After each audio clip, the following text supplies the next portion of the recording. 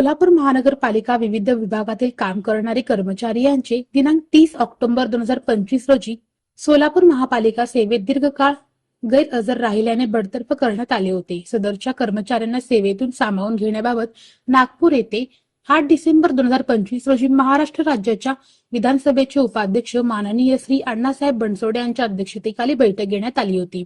या बैठकीत सोलापूर महानगरपालिका सेवेत दीर्घकाळ गैरहजर राहिलेल्या कर्मचाऱ्यांना कामावर घेण्याचा निर्णय घेण्यात आला। तसेच त्या यादीतील काही सेवक मयत झालेले आहेत, त्या सेवकांच्या वारसांना माननीय लाड कमिटी अंतर्गत सोलापूर महानगरपालिका सेवेत समाविष्ट करण्यात यावे।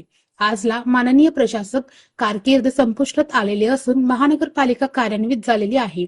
माननीय आयुक्त यांनी केलेल्या शास्तीबाबत महाराष्ट्र महानगरपालिका अधिनियमचे कलम 56(4) अन्वये त्यांच्या निकट वरिष्ठ प्राधिकाऱ्यांकडे आपली अपील करण्याची तरतूद असून माननीय आयुक्त यांचे निकट वरिष्ठ प्राधिकारी सोलापूर महानगरपालिका माननीय स्थायी समिती आहे।